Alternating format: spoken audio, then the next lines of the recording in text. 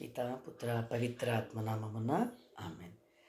దేవుని నామములో ప్రియులైన వారందరికీ కూడా శుభాభివందనాలు తెలియజేస్తున్నాను. ప్రియ సహోదరులారా, దేవుడు మనతో ఈరోజు మాట్లాడుతున్నటువంటి మాట హెబ్రీయులకు రాసిన పత్రిక 3వ అధ్యాయం 2వ వచనంలో ఈ విధంగా రాయబడింది. దేవుని గృహకృత్యములందు మోషే విశ్వసనీయుడిగా ప్రవర్తించాడు. దేవుని గృహకృత్యములందు మోషే ఎట్లా ప్రవర్తించాడట? విశ్వసనీయుడిగా. ప్రియమైన సహోదరి సహోదరులారా, దేవుని గృహకృత్యముల యందు దేవుని యొక్క గృహం ఏమిటి?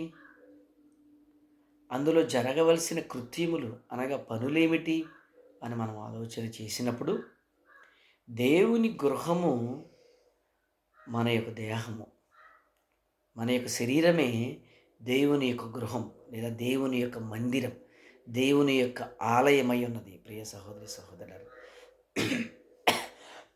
సారీ, ఈ విషయాన్ని మనం గుర్తెరగాలి. ప్రియ సహోదరులారా, దేవుని యొక్క గృహకృత్యముల యందు అంటే దేవుని యొక్క గృహములో జరగవలసిన కృత్యముల యందు అనగా పనుల యందు విశ్వాసపాత్రుడిగా ఉండాలి, నమ్మకస్తుడిగా ఉండాలి అని వాక్యం సెలవిస్తుంది. ప్రియ సహోదరి సహోదరులారా, గత కాలములో కొన్ని వేల సంవత్సరాలకు పూర్వం మోషే అనేటువంటి ఒక పెద్ద ప్రవక్త నమ్మకస్తుడిగా దేవుని ఎంట పనిచేస్తాడని వాక్యం సెలవిస్తుంది. అంటే దేవుని యొక్క గృహములో అనగా దేవుడిచ్చిన ఈ శరీరములో మన కృత్యాలు అనగా మన పనులు ఏ విధముగా ఉండాలి, ఏ విధముగా వనర్చాలి అని అంటే నీతి మార్గమున వనర్చాలి, సత్యమైనటువంటి బాటలు నడవాలి, మంచి పనులు చేయాలి, సత్కార్యములు చేయాలి అని వాక్యం సెలవిస్తుంది. మనం చూసాం కదా, ఎఫెసీయులకు రాసిన పత్రికలో 2వ అధ్యాయం 10వ వచనంలో సత్కార్యాలు చేయి నిమిత్తమై దేవుడు నిన్ను నన్ను సృజించాడట. దేవుడు మనుషులను సృజించడానికి గల కారణం సత్కార్యాలు చేస్తారని. ఏమిటి సత్కార్యాలు?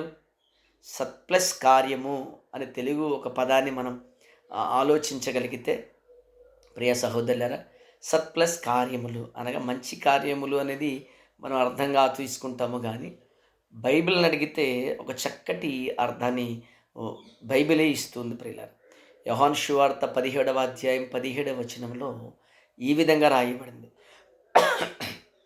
సత్యమునందు వారిని ప్రతిష్ఠింపుము, నీ వాక్యమే సత్యము అని వాక్యం ఘోషిస్తుంది. ప్రియులారా, అంటే సత్యమైనది ఏంటి అని అంటే వాక్యమే సత్యం, వాక్యమే సత్యం. వాక్కు దేవుడై ఉన్నాడు గనక అది సత్యమై ఉన్నది. ఈ దేవుడైనటువంటి వాక్కు ఎవరు అంటే యేసుక్రీస్తు. యేసుక్రీస్తే మన యోహాను సువార్త 1వ అధ్యాయం 1వ వచనంలో చూస్తాం కదా, ఆదిలో వాక్యం ఉండెను, ఆ వాక్కు దేవుని వద్ద ఉండెను, ఆ వాక్కే దేవుడై ఉండెనని చదువుతున్నాం. అంటే వాక్య రూపములో ఉన్నటువంటి దేవుడు ఎవరయ్యా అని అంటే యేసుక్రీస్తే, యేసయ్యే.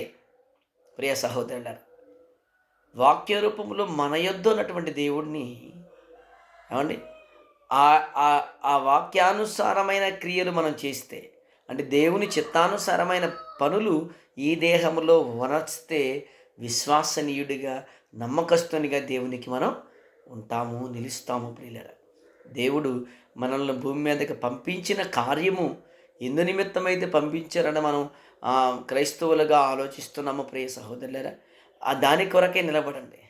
అంటే దేవుడు నిన్ను ఈ లోకములోనికి సత్కార్యాలు చేయి నిమిత్తమే పంపించారు, దేవుని పనిలో ఉంటామని పంపించారు, ఆయన కార్యాలు నడుస్తావని పంపించారు. కానీ ఆయన కార్యాల్లో కాకుండా మీ కార్యాల్లో మీరు నిమగ్నమైపోయి మీ కుటుంబ బాధ్యతల నిమిత్తం, జాబు నిమిత్తం పనిచేస్తున్నారేమో, జాగ్రత్త. మరి దేవుని కార్యాల్లో అమితంగా మనం పాల్గొని ఉండాలి, దేవుణ్ణి హైలైట్ చేయాలి మన జీవితం ద్వారా. అది దేవుడు మన నుంచి ఆశిస్తున్నాడు. ప్రియ సహోదరి సహోదరులారా, ఇది గమనించవలసిన విషయం.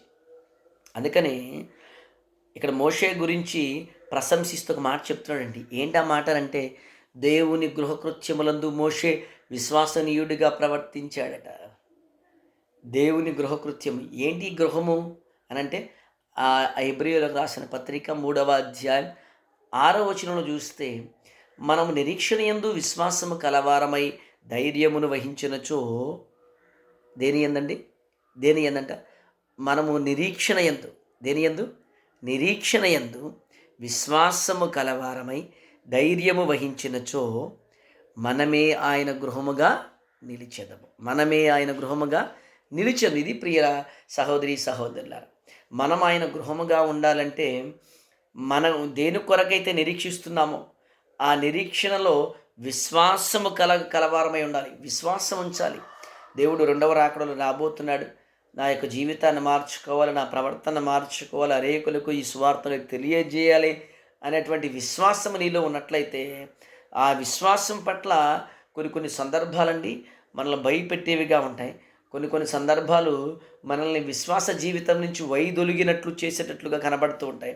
ప్రియ సహోదరులారా, ఏదేమైనప్పటికీ కూడా చివరికి ప్రాణం పోయిన అది క్రీస్తు నిమిత్తమైతే సంతోషమే కదా. అందుకే పౌలు గారు మాట్లాడుతూ నా మట్టుకు నా మట్టుకు బ్రతుకుట క్రీస్తే, చావైతే ఏమని చెప్పాడండి? చావైతే నాకు అది లాభం అన్నాడు పౌలు గారు. ఈ విషయాలు మనం జ్ఞాపకం ఉంచుకోవాలి. కాబట్టి దేవుని యొక్క గృహములో మనం నివసిస్తూ ఉన్నాము కనుక దేవుని కృత్యాలు చేయాలి, దేవుని పనులు చేయాలి. అంతేగాని ఈ లోకాశలకు లోబడిపోయి ఇదే నిజమనుకొని ఈ మాయలోకం వెంబడిపోతూ నాశనానికి గురవద్దని ప్రియ సహోదరి సహోదరులారా ప్రేమపూర్వకంగా మీకు హెచ్చరిస్తూ ఉన్నారు. Praise the lord. ఆమేన్. పితా పుత్ర పవిత్రాత్మ నామమున ఆమేన్. God bless you.